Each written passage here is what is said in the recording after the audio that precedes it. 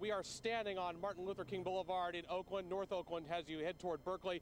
Shut down right now as police investigate this shooting. The evacuations were ordered because the marine layer is coming in tonight, and with that, unpredictability. One of the children was trapped under the SUV, and if that wasn't bad enough, today was the little boy's birthday.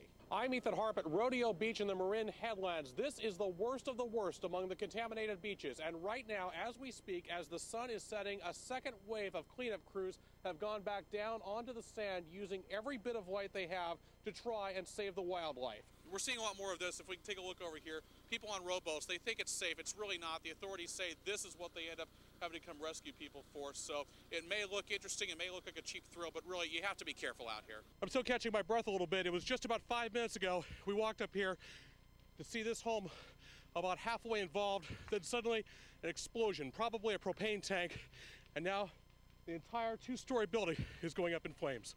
Ethan Harp tonight with a story you'll only see on NBC 11. The only Bay Area television journalist who saw the arrests. It's the first reporter on the scene. Lieutenant, pardon me, we're live on NBC 11. Can I get the latest update from you? Is that possible? Sure. Right now, we're still at a 5-alarm assignment. Obviously, a historic night here in Oakland and across California as the law, which has been in effect for about an hour and 47 minutes, will be put to the test. It's an honor. It's an honor to be here. Thank you. Let's go to you. How are you guys doing? Oh, we're ecstatic. Couldn't be a happier day. This is one of the many condos that line this street, and this is a rock. Watch this. It is only a stone's throw away from the flames, but the key for firefighters to fight these flames today was to be here before the fight even began.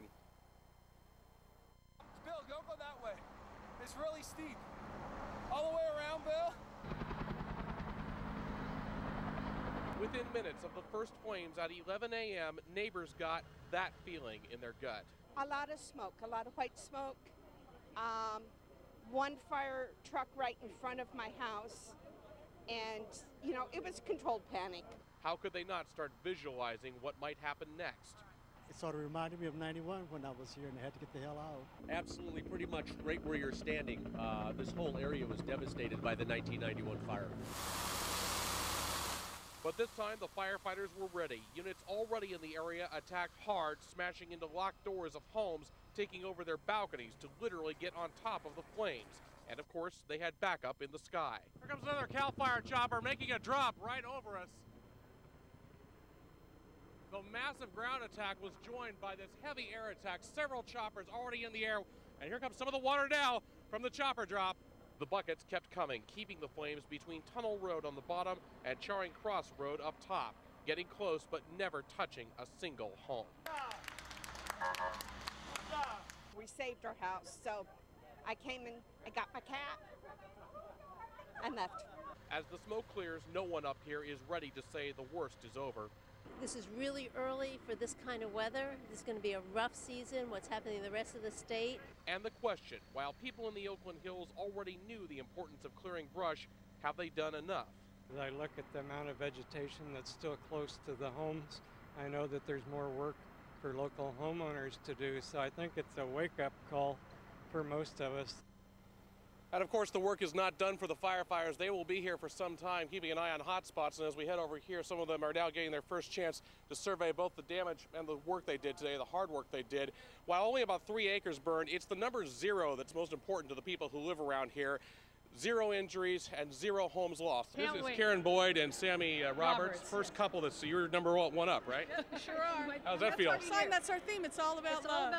You've been delayed by a few minutes. We won't delay you anymore as we see more couples getting ready to head down the way. Again, Mayor Ron Dellums will officiate. Congresswoman Barbara Lee serving as a witness. We're told that even though each couple will be married individually, this will be a very quick process once it gets going. As it is now, it should take about 45 minutes. And then out here in the foyer, outside council chambers, as we take a live picture if we can up on the big box there, you can see the crowd welcoming them. Several of the front rows reserved for these couples making their way inside.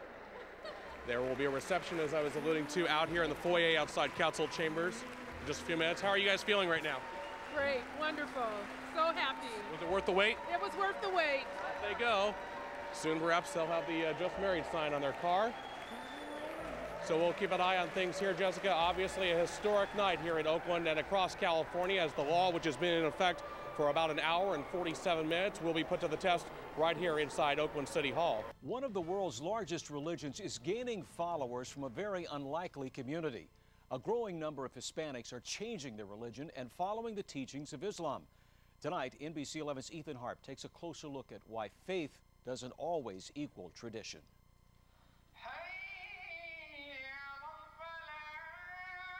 Sundown, one of the 5 times each day when Muslims gather to answer the call to prayer. This woman is among them. Her name is Raquel. She's 25, a senior in college, and part of a growing trend. Hispanics joining the Islamic faith. My mother raised us pretty strict Catholic. Yet in recent years, her studies and the war in Iraq opened her eyes to Muslims. Her interest came, went, and returned. And a year ago, I felt the need again. So I decided to actually look further into Islam. Until she finally converted once and for all just before last year's Ramadan. Doing so puts her in a growing group. Rough estimates from the Council on American Islamic Relations put the number of Hispanic Muslims at just 20,000 5 years ago. Today, that number is 75 to 100,000. In '96, when I first converted, I literally only knew one Hispanic convert in the entire mosque, and now 50 to 100 easily. Sharif Dorset works with new converts like Raquel. He believes there are strong similarities with Catholicism, but without the hierarchy. With more and more Latinos embracing Islam, both here and across the country, you might think the Catholic Church would have something to be concerned about. But here in the South Bay, we found a priest with a rather interesting reaction. Obviously, we want everybody to be Catholic. On the other hand, we do want people to be close to God. And if people find closeness to God in Islam, say, I think we would prefer someone to be a good Muslim than to be a non-practicing Catholic.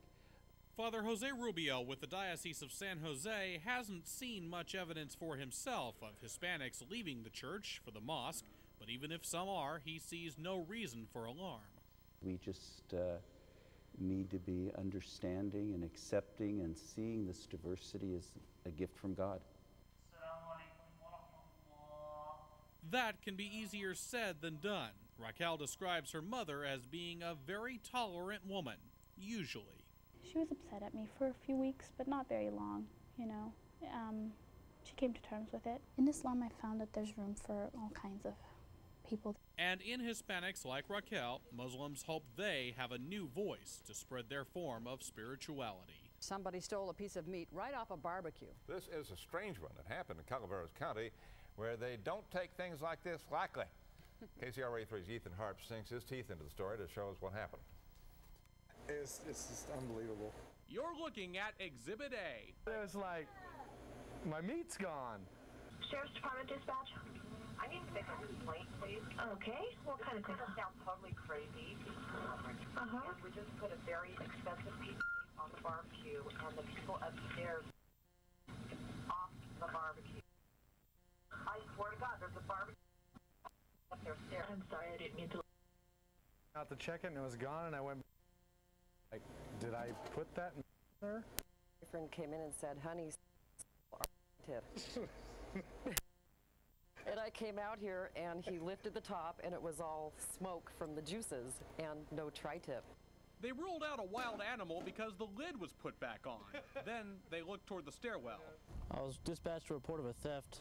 I followed the drippings, and on the door handle there was also some grease and meat marinade residue.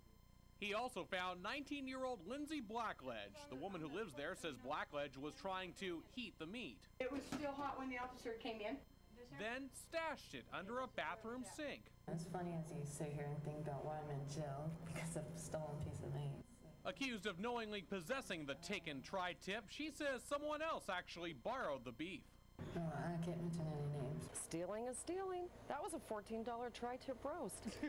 For the family that had to settle for takeout, justice is a dish best served hot. What's the lesson here? Don't touch our meat. In San Andreas, Ethan Harp, KCRA 3 reports.